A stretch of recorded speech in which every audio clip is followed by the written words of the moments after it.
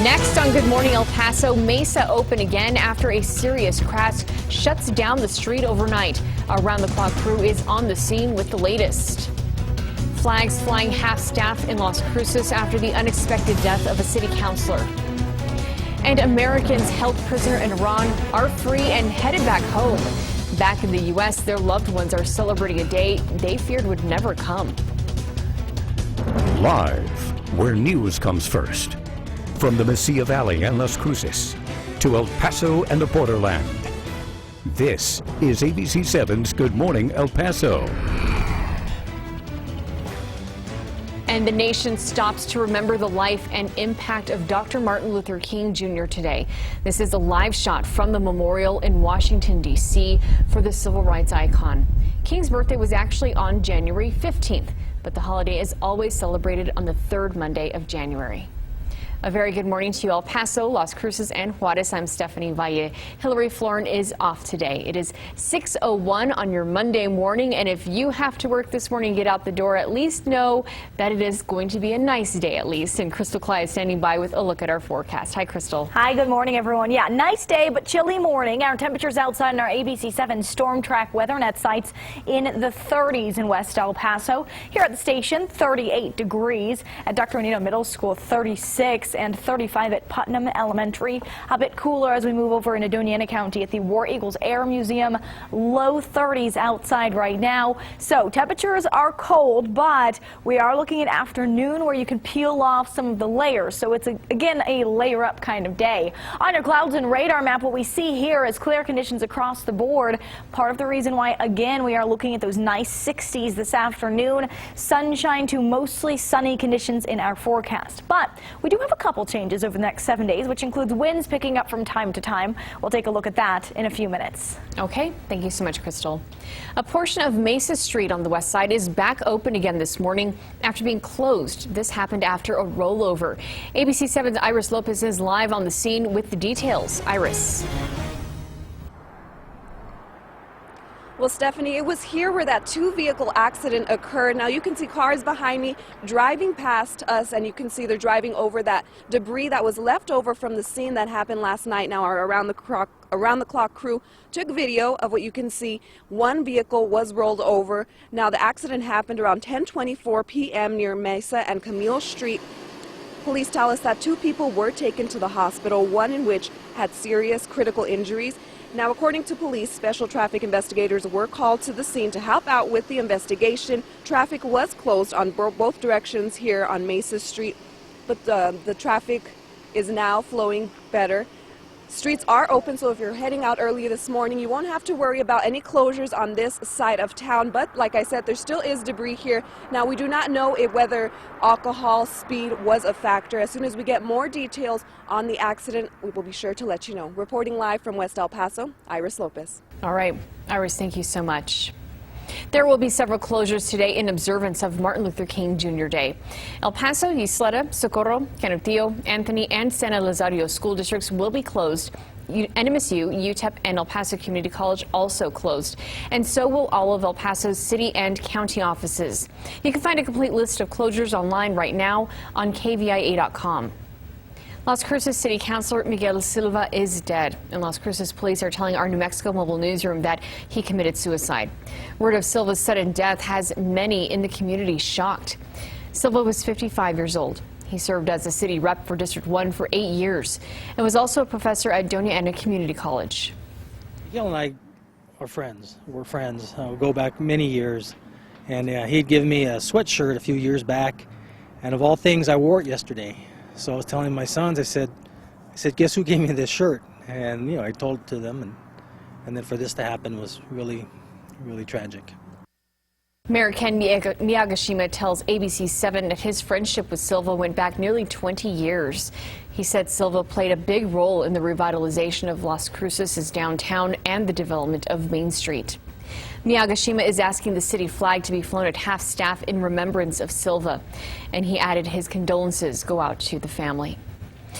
We are now less than a month away from the arrival of Pope Francis in Juarez. Happening today, El Paso Catholic Bishop Mark Seitz and Mayor Oscar Leeser are hosting a news conference regarding the Pope's visit. That news conference begins at 11 a.m. and it will be held at the Pastoral Center at the El Paso Catholic Diocese office. They'll be discussing the Pope's arrival and the preparations that the city is undertaking. And with hundreds of thousands of people expected to flood the Sun City alone, if you can't make it across the border, you can catch all the action on the big screen inside the Sun Bowl. But it is going to cost you $15 unless you belong to a Catholic parish. Then it will be $10. A historic weekend as some key economic sanctions on Iran were lifted. This as several Americans detained in Iran finally make their way back home. ABC's Elizabeth Herr reports on the situation developing now. 3 Americans held for months, even years behind bars in Iran, landing first in Switzerland, then Germany. This is a good day. When Americans are freed and reunited with their families, that's something that we can all celebrate. The wife of American pastor Saeed Abedini tweeting, Saeed just landed in Geneva. He is getting ready to leave to Germany. I should talk with Saeed in just a few hours. Thank you for your prayers. The father of 2 was imprisoned for more than 3 years, accused of threatening Iran's national security. Another of the released, Jason Rezaian, the 39-year-old journalist detained for 18 months, charged with espionage in a closed-door trial. Once he, with his wife and mother by his side, was safely out of Iran, the Washington Post released a statement saying, "We are relieved that this 545-day nightmare for Jason and his family is finally over." Also on board, Amir Hekmati, detained the longest, 4 years, the former U.S. Marine arrested in Iran while visiting his grandmother. Rezaian, Abedini, and Hekmati all spent time at Iran's notorious Evin prison, where they were allegedly subjected to beatings, solitary confinement, and psychological abuse. President Obama remaining steadfast in his message that it was diplomatic negotiations that led to their release. That deal quietly played out outside of the international nuclear deal negotiated this past July. We've achieved this historic progress through diplomacy, without resorting to another war in the Middle East. As for the 2 remaining ex-prisoners, one is believed to be still in Iran, and an American student who was released independently has already headed home. Elizabeth Herr, ABC News, New York. Thousands of El Pasoans were at Bowie Stadium over the weekend for a pro-life rally. The annual March for Life was nearly at capacity as bands and the faithful celebrated. Organizers say their message expands beyond abortion, and it's about giving help at any point in life. Some groups, like Habitat for Humanity, were there to seek support, and others were giving support. Critics dispute the point when life begins for a fetus and argue that a woman has a right to choose if a pregnancy should be terminated. And several other pro-life and pro-choice events will be held around the country this week as the nation commemorates the anniversary of Roe v. Wade. The Supreme Court decision legalized abortion back in 1973. It was back in 1970 when activists marched to the federal courthouse in downtown Dallas to file the initial lawsuit. On Saturday, marchers on both sides returned to that same building. Pro-choice demonstrators were out to show their support for legal abortion. And now a gender equality rally held Saturday in Boise, Idaho. Advocates are calling for the phrases sexual orientation and gender identity to be added to the state's Human Rights Act. Hundreds of supporters gathered on the State House steps to deliver that message.